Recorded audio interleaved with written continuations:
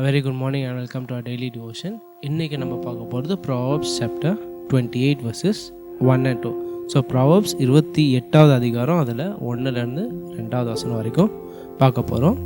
So இதில் ஒரு சின்ன சம்மரியாக பார்க்க போது சாலமன் எதை பற்றி சொல்கிறாருன்னா, அவர் ஒரு கம்பேரிசன் பண்ணுறாரு. என்ன கம்பேரிசன் பண்ணுறாருன்னா, ஒருத்தர் அவர் செய்ய வேண்டிய வேலையெல்லாம் ஒழுங்காக செஞ்சுட்டு இருக்கிறதோடும், இன்னொருத்தர் கொஞ்சம் சோம்பேறியாக ஷார்ட்கட்ஸ் எடுத்துகிட்டு இந்த மாதிரி குறுக்கு சந்தில் போயிட்டு அவங்க ரெண்டு பேருக்கும் ஒரு சோதனை வரப்போது அவங்க ரெண்டு பேரோட மனநிலையை பற்றி ஒரு கம்பேரிசன் எடுக்கிறார்.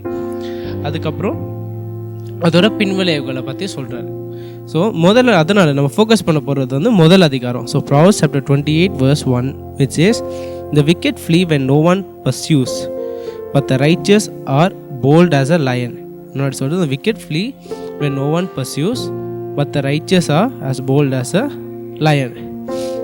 ஸோ இதுலேருந்து நம்ம எடுக்க போகிற டேக்அவேனா வெரி சிம்பிள்.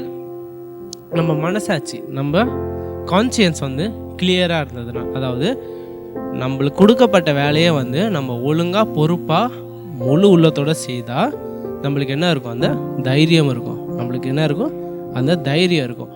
ஆனால் இந்த மாதிரி ஷார்ட்கட்ஸ் எடுத்து ஒழுங்காக செய்யாமல் குறுக்கு சந்தில் போய் முடிக்கணுன்றதுக்காக, ஒரு கடமைக்காக செய்யணுன்றதுக்காக செஞ்சால் நம்மளுக்கு என்ன இருக்கும், அந்த தைரியம் இல்லாமல் அந்த சோதனை வர நேரத்தில் என்ன இருக்கும், அந்த பயம் இருக்கும். ஸோ ஒரு எக்ஸாம்பிள்னால் ஒரு வீடு எடுத்துக்கோங்க, ஒரு 2 வீடு எடுத்துக்கோங்க. அந்த 2 வீடு இருக்க இடத்துல பக்கத்தில் இருக்குன்னு வச்சுக்கோங்க. ஒரு புயல் வருது. முதல் வீட்டுக்காரர் என்ன பண்ணுறாரு, அவர் வீடு ஃபுல்லாக ஜன்னலெல்லாம், இப்போ வெளிநாட்டிலலாம் யூஸ்வலாக புயல் வந்தால் எப்போவுமே என்ன பண்ணுவாங்கன்னா, ஏன்னா புயல் வரப்போது காற்று ரொம்ப பலமாக அடிக்கிறதுனால கல் பறக்கும், மரம் பறக்கும், நிறைய ஹெவி ஆவேஜ் பறக்கிறதால என்ன பண்ணுவாங்க, அவங்க எல்லாத்தையும் போர்டு அடித்து வச்சுருவாங்க வீடோட எக்ஸிட்ஸ் எல்லாம். ஸோ என்ன பண்ணுறாரு, முதல் ஆள் ஜன்னலை போர்டு அடிக்கிறாரு, விண்டோஸு, டோர்ஸு, அந்த மாதிரி ஓப்பனிங்ஸ் இருக்கிற எல்லா இடத்தையும் என்ன பண்ணுறாரு, நல்லா உடன் பிளாங்க்ஸ், உடன் கட்டைங்களை வச்சு நல்லா போர்டு அடித்து மூடி வைக்கிறாரு. ரெண்டாவது ஆள் என்ன பண்ணுறாருன்னா, ரெண்டாவது ஆள் என்ன பண்ணுறாரு, அந்த புயல் வர்ற ஏதாவதுல கொஞ்சமாக கவரிங் பண்ணி சோம்பேறித்தனத்தில் ஒரு டேப் அடித்து ஒழுங்காக என்ன பண்ணாமல் ஃபுல்லாக கவர் பண்ணாமல் சும்மா அங்கங்கே இந்த இடத்துல தான் காற்று வருது, இந்த இடத்துல தான் வருதுன்னு ஏதாவற்றமாக அவர் என்ன பண்ணுறாரு, வீடை ப்ரொடெக்ட் பண்ணுறாரு. அதுக்கடுத்து இறுதியில் என்ன வரும், அந்த புயல் வர நேரத்தில் என்ன பண்ணும், அவங்க 2 பேரோட மனநிலையை பாருங்கள்.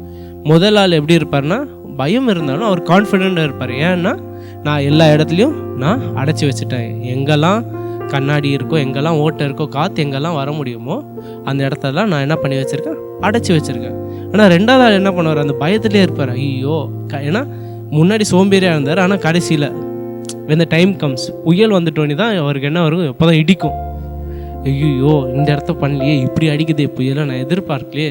என்ன பண்ணுவார், அவர் அந்த பயத்திலே இருப்பார். அந்த கடினமான சூழ்நிலை என்ன இருப்பார், பயத்திலே இருப்பார். வெரி சிமிலரான எக்ஸாமும் பாருங்கள். எக்ஸாமுக்கு ஒருத்தர் படிச்சுட்டு போனால் எப்படி இருப்பார், ஒருத்தர் படிக்காமல் போனால் எப்படி இருப்பார். எக்ஸாம் ஆளுக்கு போகிறதுக்கு முன்னாடி படிச்சுட்டு போனவன் தைரியமாக காமாக இருப்பான். கொஞ்சம் பயம் இருக்கும், ஏன்னா அந்த எக்ஸாம் பயம், ஆனால் ரொம்ப கான்ஃபிடெண்ட்டாக இருப்பார். ஏன்னா எல்லாமே படிச்சுட்டு எல்லாமே நான் ரிவைஸ் பண்ணிட்டேன்.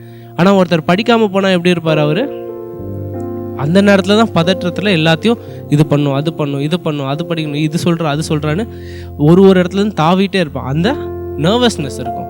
ஸோ அதே மாதிரி தான் இங்கே சாலமன் என்ன சொல்கிறாருன்னா, நம்மளுக்கு கொடுக்கப்பட்ட வேலையை, நம்மளுக்கு செய்ய வேண்டிய அந்த பொறுப்பை ஒழுங்காக முழு உள்ளத்தோடு செய்தால் சோதனை நேரத்தில் நம்ம என்ன இருக்கலாம், நம்ம கான்ஃபிடெண்ட்டாக இருக்கலாம். அது எப்படி சொல்கிறாரு, ஒரு சிங்கம் போல் கான்ஃபிடெண்ட்டாக இருக்க முடியும்னு சொல்கிறாரு.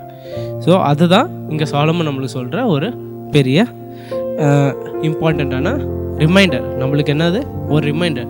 ஸோ நம்ம வாழ்க்கையிலையும் நம்மளுக்கு இந்த மாதிரி பொறுப்புகள், நான் சொன்ன மாதிரி எக்ஸாம் இருந்தால் அந்த எக்ஸாமை என்ன பண்ணணும், நம்ம ஃபுல்லாக எஃபர்ட் போட்டு ப்ரிப்பேர் பண்ணணும். கடைசி நேரத்தில் போனால் என்ன சொல்கிறார் சாலமன், நம்ம பயத்திலே இருப்போம்.